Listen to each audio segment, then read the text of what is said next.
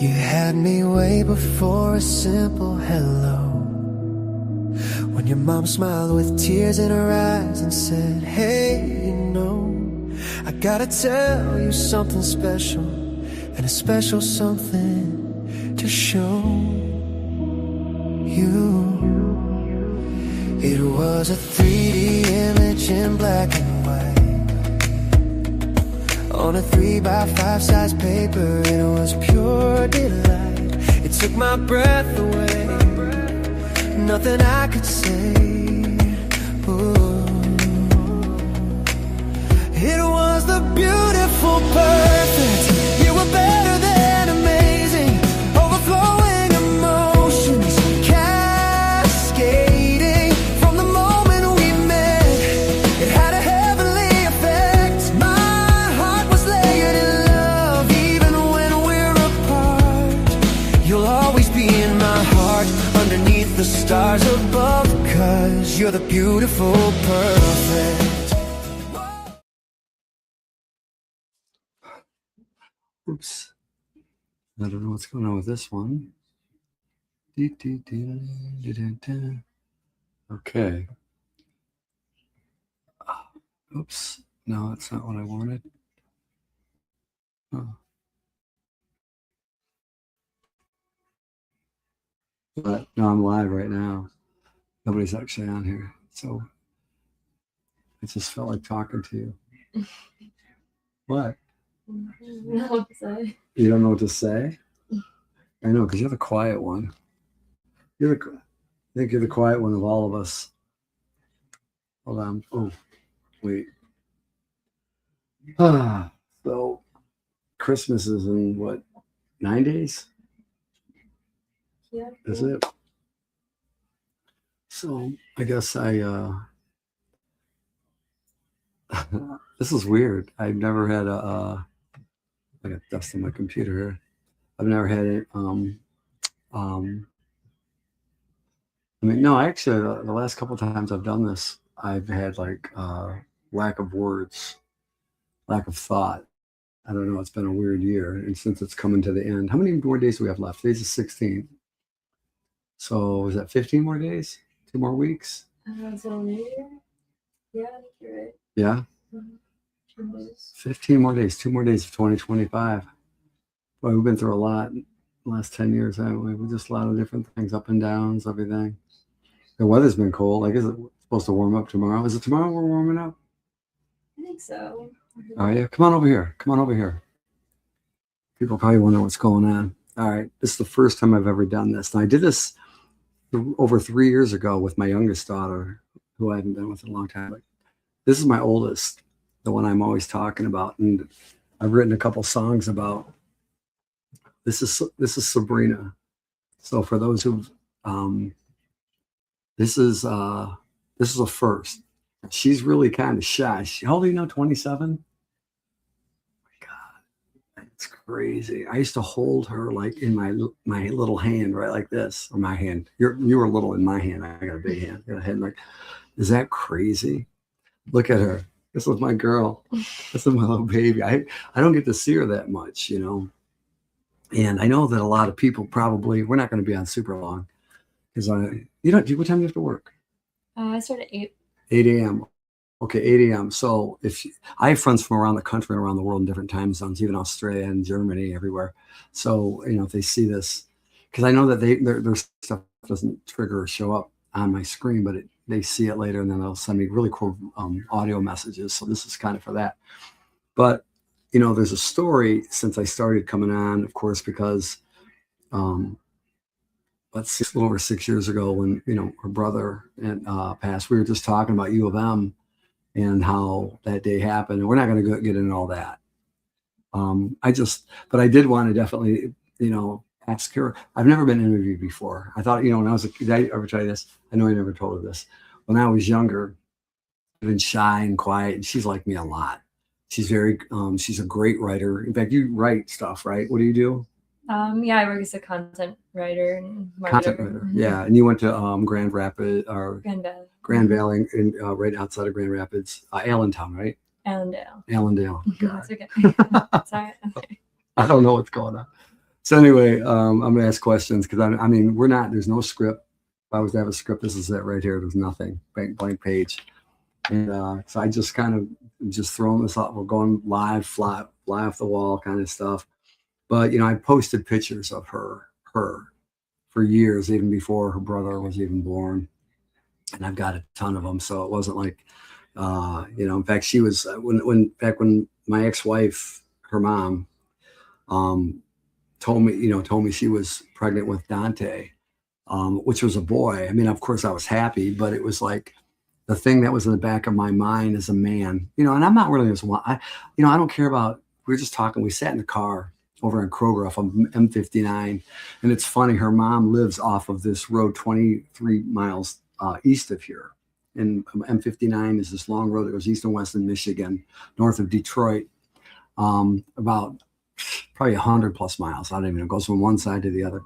But anyway, and it's actually got 4 names to it. But we were sitting in a Kroger parking lot, and it's like, I think it's like 20 something degrees.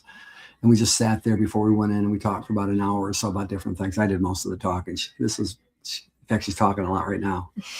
And but anyway, so this is the funny thing. We're talking about life and talking about stuff.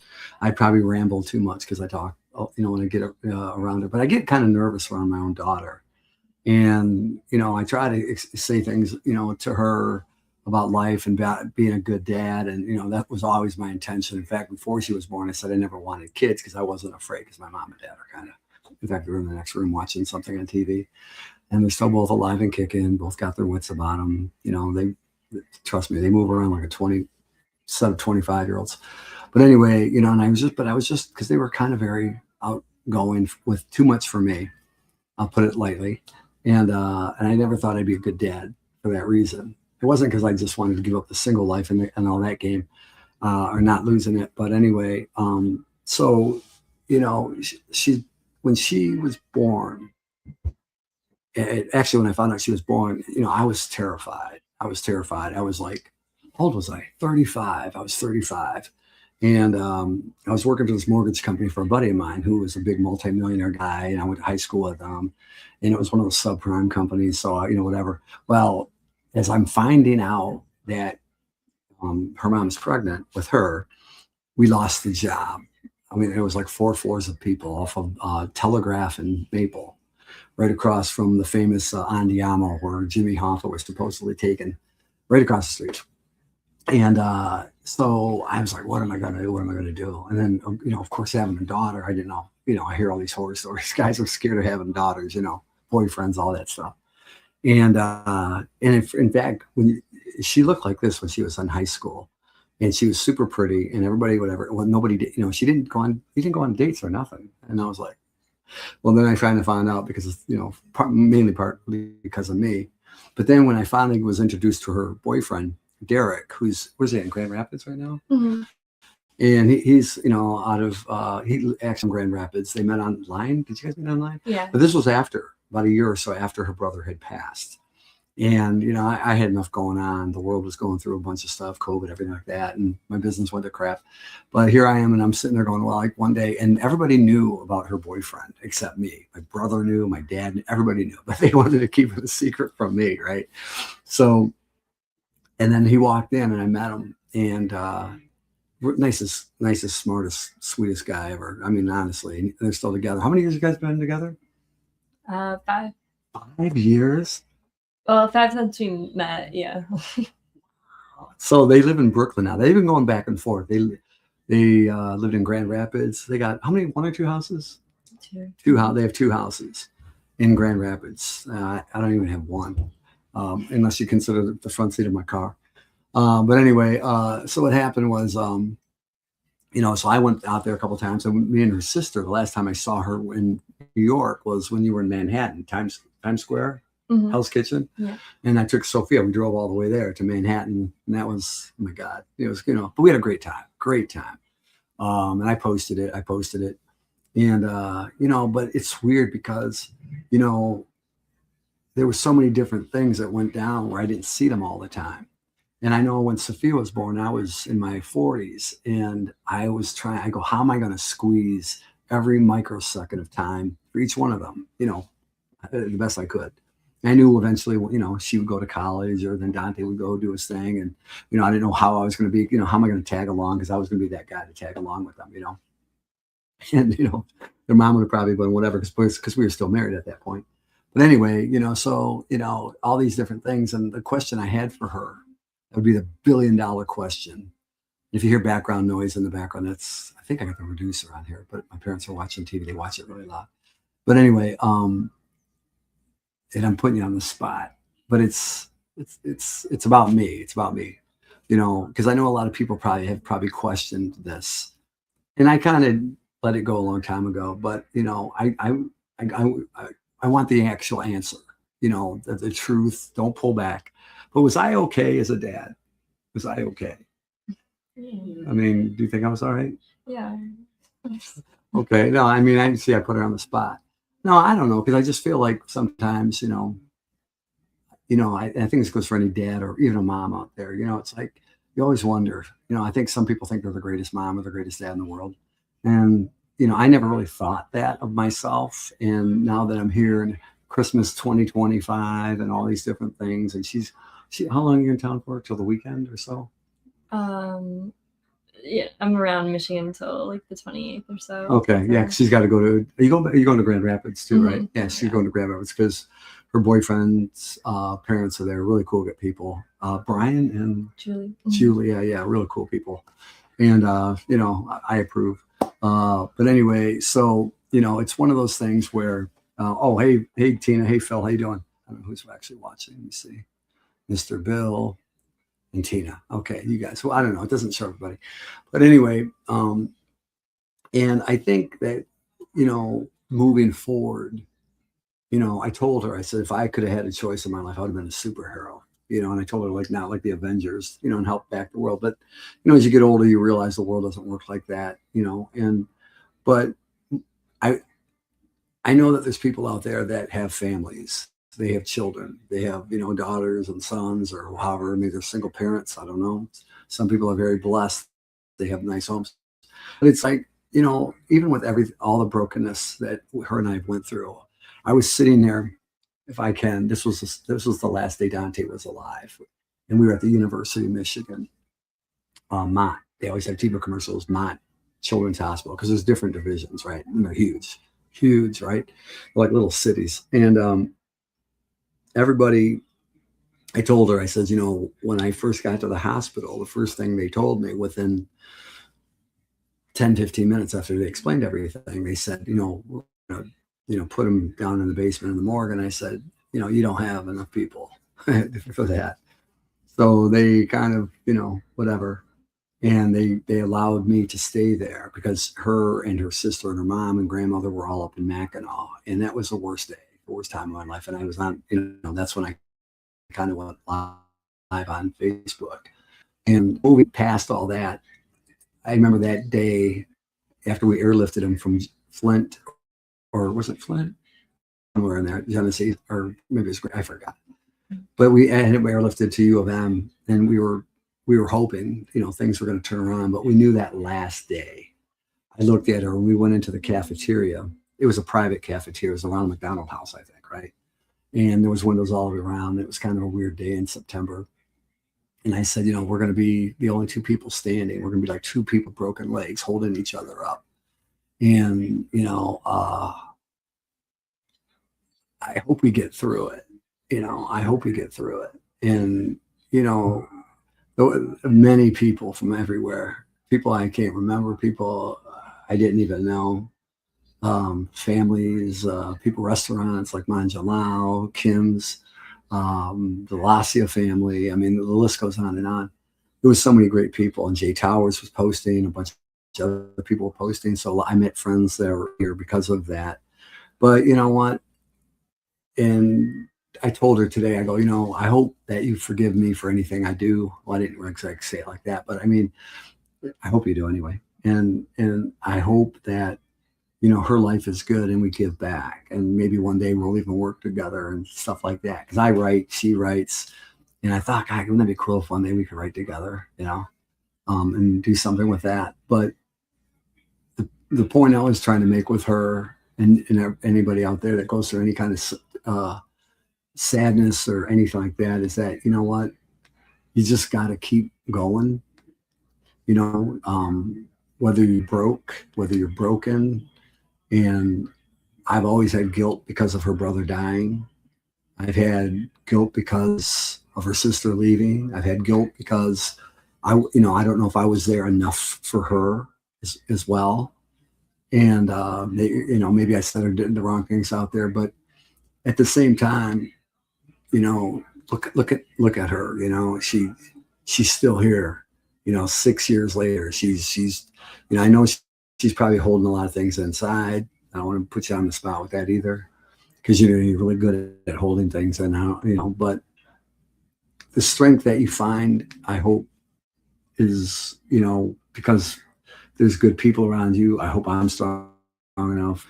I even said, her and I are not close. I'm gonna try the best I can to the next phase. I said this tonight, and maybe this will answer some people's questions out there.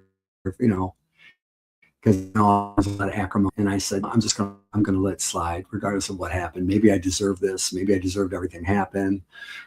From years ago to 6 years ago to now. But I want my life to be better with the best people I can find, and people that let me go. Every day I see somebody that let me go, I'm like, wow, what happened?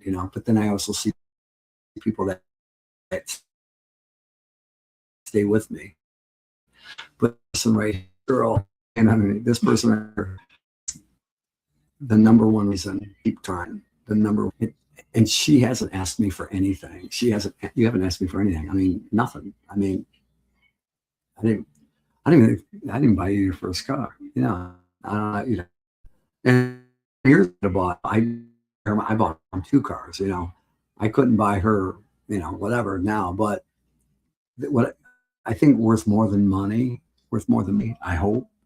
And I mean, I'm trying to make money, but is that we push each other, like I said we were going to do in that hospital that night, or that morning, I should say. And then hours later, and I don't always there for you as much as I could have been. I always want you to know I wanted to be every second of every minute.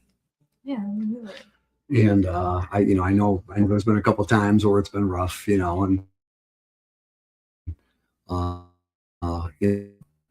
they say you never talk bad about a parent, and I don't care probably how many times, but I try to make it a joke, most of the time. But you know what?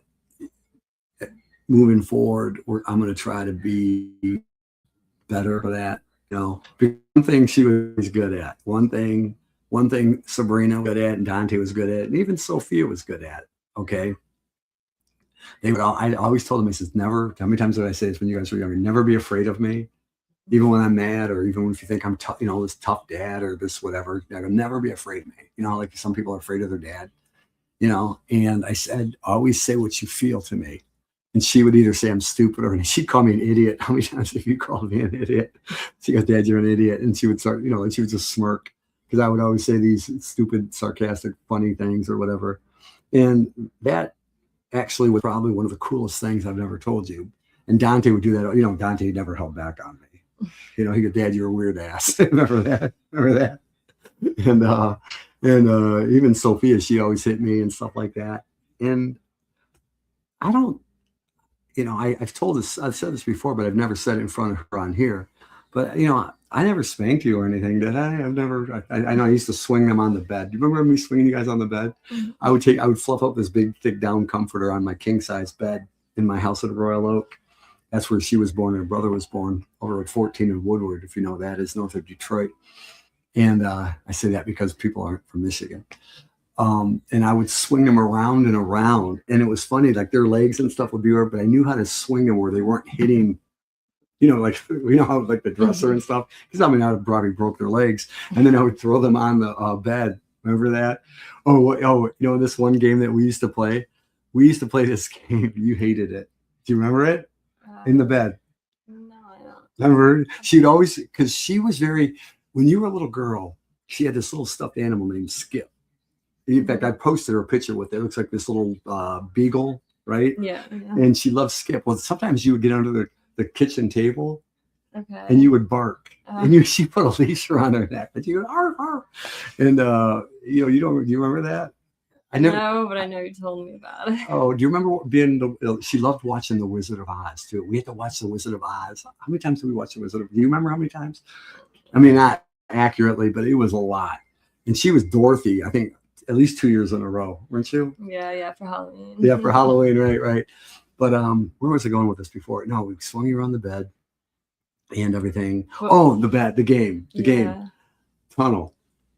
You hated that game. Remember we played the tunnel? Remember she goes, Dad, let's play, this game tunnel. Like we had this big, because I had these big comforters, right? And she'd be in the bed and we'd cover ourselves with that. And then I would always be like, sometimes I'd be super tired. So I'd go, I got this game. And she goes, what? She get all excited. And I'd go, it's okay. Let's see who can close our eyes the longest. And she would go, you know what he said to me? No. You go, that's a dumb game. I hate this game. So I always came up with a different title, for the game. I go, okay. I go, Sabrina, I got this. I got this. She goes, Dad, let's play this game. And she try to wake me in bed. And I get under the covers. I go, she goes, what's it called? I go, it's called. I would just some other game that was doing the same thing. And she would I go, let's see who can be the quietest for the longest and stuff. And she would get mad at me. And then, do you remember when I used to say, I go, you're my favorite daughter. Yeah. Do you remember that one? Mm-hmm. And she goes, well, you got mad. What'd you say to me? He goes, I'm your only daughter. That was before Sophia was born. Man, I used to just torture her. I did. Did I torture you? So stupid. I apologize. Oh my God. Weird ass. Oh my God. She goes, Dad, you're an idiot. And she would do that same look right there. She just roll her eyes and go, you're an idiot. Oh man. But you know what? She's been the best daughter. I've never grounded her. I've never done nothing. If anything, I've been if you were to take a ratio or whatever, she was a better kid than I was a dad. I gotta say that. And I could say that about all three of them. Dante was amazing. These two were like best friends. He was like a twin, and everyone used to think they were twins. Everybody's there because looking at the cameras right there. So for the holidays, it's been 7 years. To me, it seems like, well, not 7, it's been 6 years, 3 months. And we're almost done, so I won't torture you anymore. But I asked if she would come, and she's never said no to me. My kids have never said no to me when I had them. And she's just always been like this. I would have to, I would have to, I've told this to people before. When I'd come home from the nightclubs that night, and she was a baby in the crib in the room across from us, I would have to go and check. Those things they say about cribs and stuff. And I would have to check her. She was so quiet, so quiet. It was just amazing. You never, ever, I don't think for 1 second of your life that I've been around you since you were born. The minute you were born, all that fear went out the door. I was looking at her like, oh my God. It was like they say it's a religious experience. It really was. I couldn't stop kissing her. I kissed her on the head. I remember when she was like a year old, I must have kissed her at least 1 billion times. I wrote a song called 1 billion times because, you just took my breath away, just like the song says. It was like, wow, she was great. And then, Dante was the funny one, and he was just always whatever. And these two just got along. I've got so many videos I've never even shared where she's it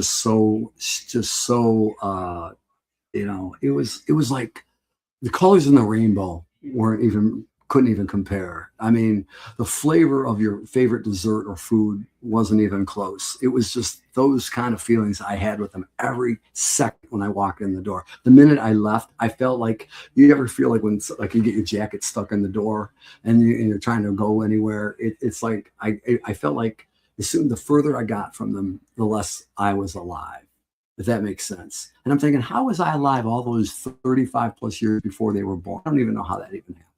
But it was just the greatest gift, and just the fact that you're here.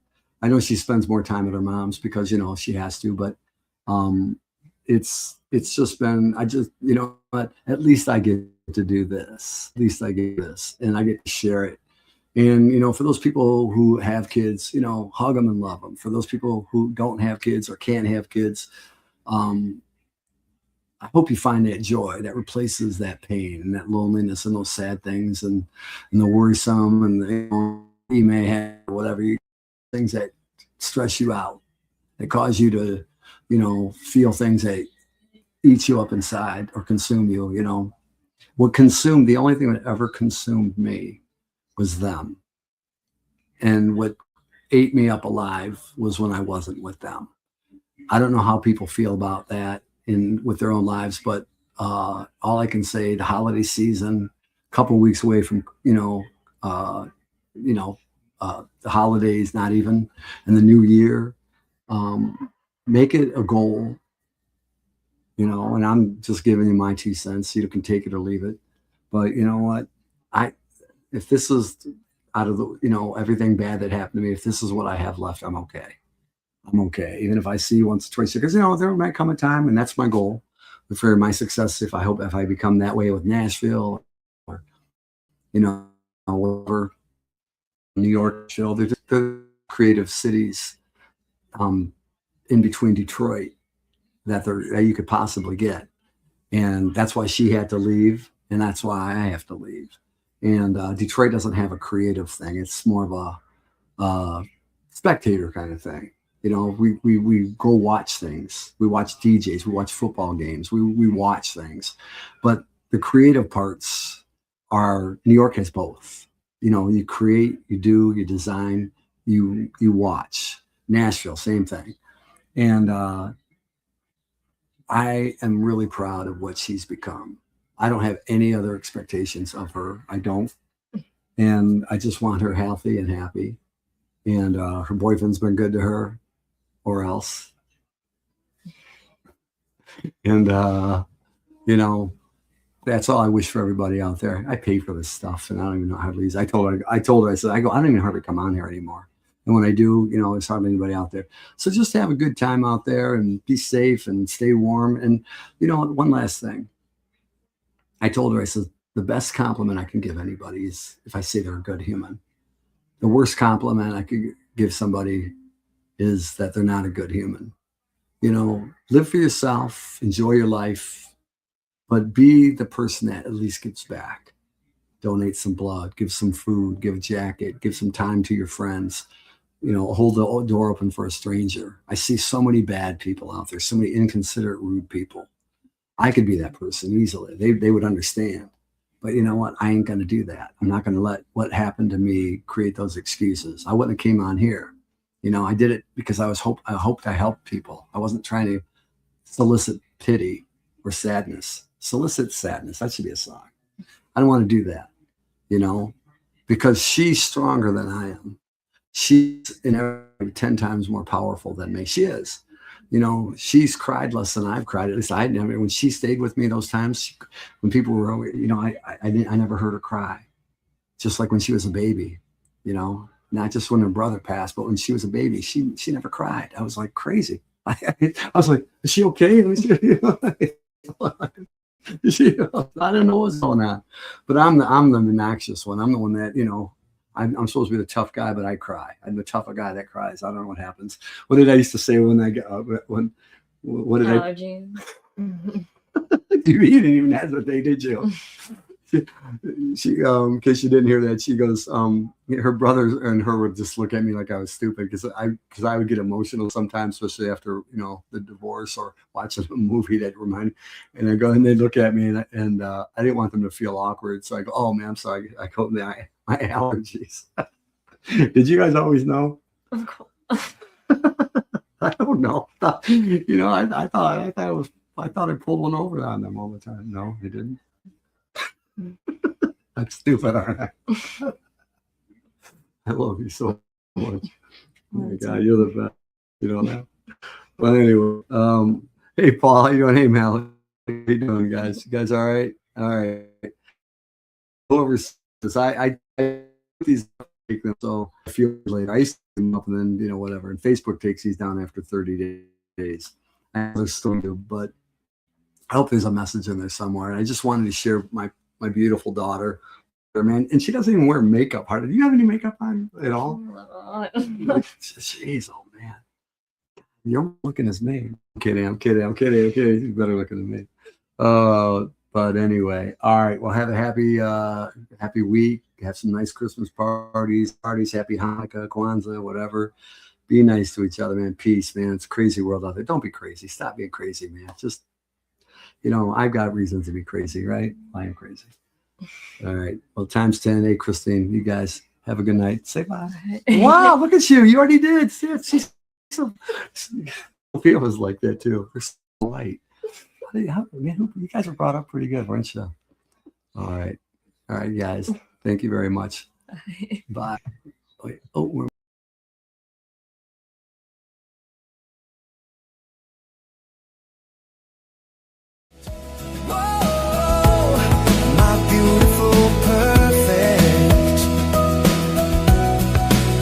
I know it sounds so cheesy, the words I used to describe all the affection I feel for you, all churning inside. Nothing's been the same again since the day that you arrived, but it doesn't matter.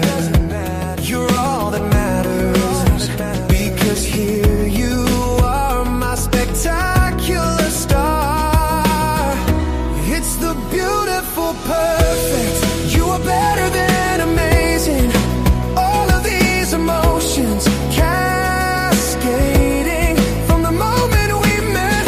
It's been such a heavenly effect. My heart is now layered in love, even when we're apart. You're always in my heart, underneath sky and stars above, because you're the beautiful perfect. Whoa, my beautiful perfect.